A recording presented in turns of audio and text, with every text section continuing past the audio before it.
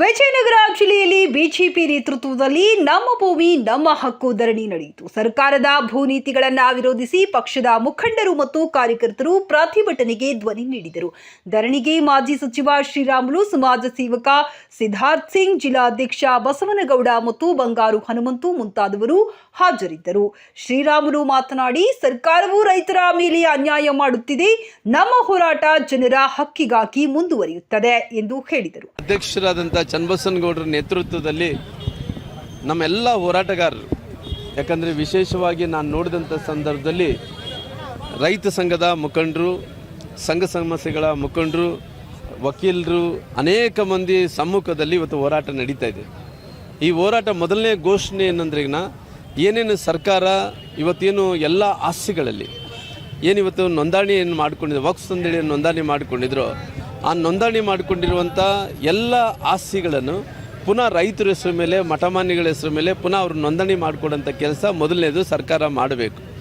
ನಮ್ಮ ಭಾರತೀಯ ಜನತಾ ಪಾರ್ಟಿ ಒಂದೇ ಹೋರಾಟ ಏನಂದರೆ, ಇವತ್ತು ತಾತ ಮುತ್ತಾತಗಳಿಂದ ಬಂದಿರುವಂಥ ಆಸ್ತಿ ಇವತ್ತು ಮಠಮಾನ್ಯಗಳ ಮೇಲೆ ಇದ್ದಂಥ ಆಸ್ತಿಯನ್ನು ವಕ್ಫ್ ಆಸ್ತಿಯನ್ನಾಗಿ ತಾವು ಪರಿಗಣಿಸಿರೋದ್ರಿಂದ ಇವತ್ತು ದೊಡ್ಡ ಸಮಸ್ಯೆ ಆಗಿ ಕುಂತಿದೆ.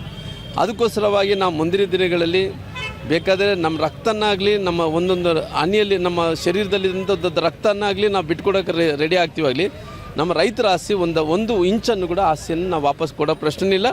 ಅವರು ಸರ್ಕಾರ ಎಷ್ಟೇ ಪ್ರಯತ್ನ ಮಾಡಲಿ, ಇವತ್ತು ಅವರು ಮುಖ್ಯಮಂತ್ರಿಗಳ ಹೇಳಿಕೆಯನ್ನು ಕೂಡ ನೋಡಿವಿ. ಇನ್ನು ಮುಂದಿನ ದಿನಗಳಲ್ಲಿ ಎಲ್ಲ ಆಸ್ತಿ ಅಂದರೆ ಸುಮಾರು ಎಷ್ಟೋ ಲಕ್ಷಾಂತರ ಎಕರೆ ಆಸ್ತಿ ವಕ್ಫ್ ಆಸ್ತಿ ಅಂತೆ.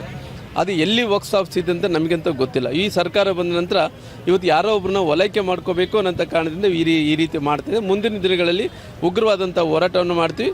ನಮ್ಮ ರಕ್ತನಾಗಲಿ ಕೊಡ್ತೀವಾಗಲಿ ನಮ್ಮ 1 ಇಂಚು ಜಾಗವನ್ನು ಕೂಡ ಬಿಟ್ಟುಕೊಡಲ್ಲ. ಬಸವನಗೌಡ ಅವರು ಜನರ ಹಿತವನ್ನ ಕಾಪಾಡುವಲ್ಲಿ ಬಿಜೆಪಿ ಬದ್ಧತೆಯನ್ನ ಪುನರ್ರಚಿಸಿದರು. ನೋಡ್ರಿ, ನಮ್ಮದು ಯಾವತ್ತೂ ಕೂಡ ವಿಶ್ವಾಸ ಅಂದರೆ ನಮ್ಮ ಕಾನ್ಫಿಡೆನ್ಸ್. ಆ ಕಾನ್ಫಿಡೆನ್ಸ್ ಯಾವತ್ತು ಬರುತ್ತೆ, ನಾವು ಹೋಗಿ ಕೆಲಸ ಮಾಡೋಂಥ ಟೈಮಲ್ಲಿ ಭಾರತೀಯ ಜನತಾ ಪಾರ್ಟಿ ಜನರು ಕೊಟ್ಟಂಥ ರೆಸ್ಪಾನ್ಸ್ ಏನಿದೆನೋ ಅದನ್ನು ಕಾನ್ಫಿಡೆನ್ಸ್ ಅಂತಾರೆ.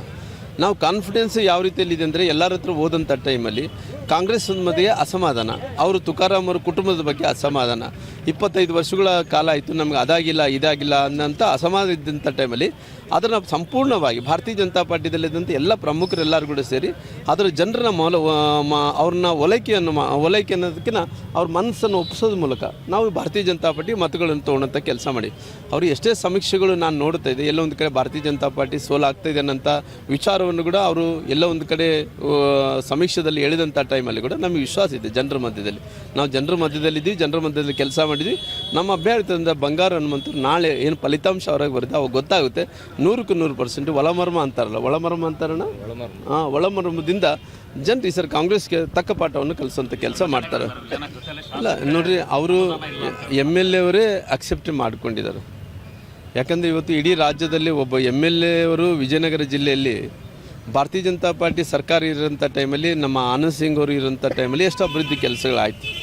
ಹೊಸ ಜಿಲ್ಲೆ ಘೋಷಣೆ ಮಾಡೋದು ಮುಖ್ಯ ಅಲ್ಲ, ಹೊಸ ಜಿಲ್ಲೆ ಘೋಷಣೆ ಮಾಡಿದಂಥ ಅನುದಾನವನ್ನು ತಂದು ಡೆವಲಪ್ಮೆಂಟ್ ಮಾಡೋದು ಕೂಡ ಅಷ್ಟೇ ಮುಖ್ಯ ಆಗಿರುತ್ತದೆ.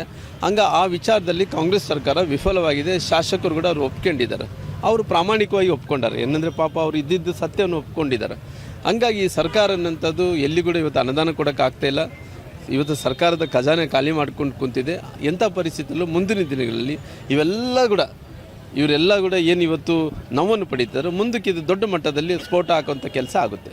ಧರಣಿಯಲ್ಲಿ ಭಾಗವಹಿಸಿದವರು ಸರ್ಕಾರದ ವಿರುದ್ಧ ಘೋಷಣೆಗಳನ್ನ ಕೂಗಿ ತಮ್ಮ ಆಕ್ರೋಶವನ್ನ ವ್ಯಕ್ತಪಡಿಸಿದರು. ರೈತ ವಿರೋಧಿ ಕಾಂಗ್ರೆಸ್ ಸರ್ಕಾರಕ್ಕೆ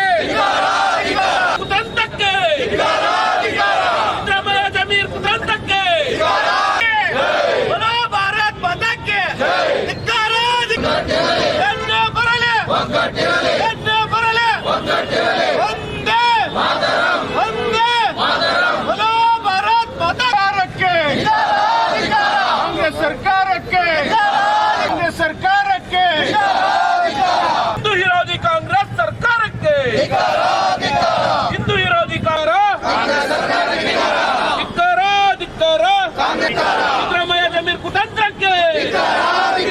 ಸಿದ್ದರಾಮಯ್ಯ ಜಮೀರ್ ಕುತಂತ್ರಕ್ಕೆ